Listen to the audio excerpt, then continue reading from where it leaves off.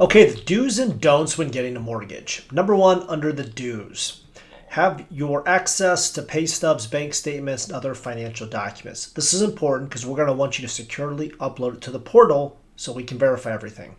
Number two, continue to make your bills on time. Of course, an underwriter and a lending institution is going to want to make sure you pay your bills on time, so keep up with those. Number three, do notify us immediately if you experience or expect to change any of your employment.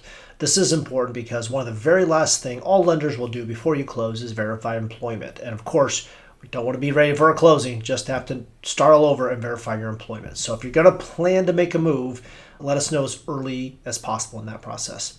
Number four, notify us if you plan to receive gift funds for closing. In all transactions except for investment properties, we allow gift funds. So it's fine. We just have to know about it so we can properly document it. Number five, do provide your earnest money deposit from your own personal bank account or acceptable gift funds. A big problem would be paying earnest money with cash or a cashier's check, and we can't source it's your money. So make sure it's like a personal check that we can document and source. Number six, do ask any and all questions you may have about throughout the process. Listen, we do this every day, so sometimes we don't realize what you don't know. So there's no such thing truly as a dumb question. You just have to ask, and we're happy to explain the process. Now, let's go through the don'ts. Number one, don't fail to make your bill payment. As we talked about just a few minutes ago, if you miss payments, how would you feel as a lender getting ready to give somebody a loan if they don't make their payments on time? It would be a problem. And of course, it would probably drop your credit score. Number two, don't change jobs and become self-employed or quit your job. All about underwriting and giving a loan is showing the likelihood that the mortgage is going to be paid. And to verify that is obviously being employed.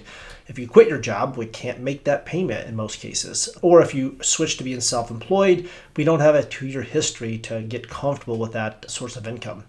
Number three, don't make any major purchases such as a car or furniture. A lot of times people get excited about a new home purchase and they go out and buy furniture right before they close on the home. And all that new debt has to be part of our debt to income calculation. Not to mention, if you max out credit, it could drop your credit score. So we want to talk through any sort of large purchases before you make them. Number four, do not open or co-sign or increase any liability such as credit card or loans. Like I just said, if you open up credit or you max out credit, it can drop your credit score and have the potential of changing the terms of your loan or even outright disqualifying you for the loan. Number five, don't make any large deposits or withdrawals other than your automated payroll. We just want to be as calm as possible. Not a lot of money going in or out other than your employer paying your payroll, and then of course you paying your normal bills. If you have large deposits, we have to source them. So moving around a bunch of money could be a problem and be a lot of extra paperwork.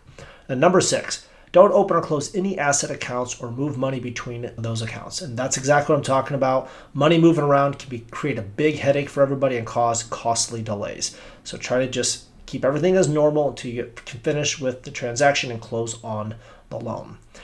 These are the do's and don'ts of the home loan process. If you have any questions, let me know. All right, take care.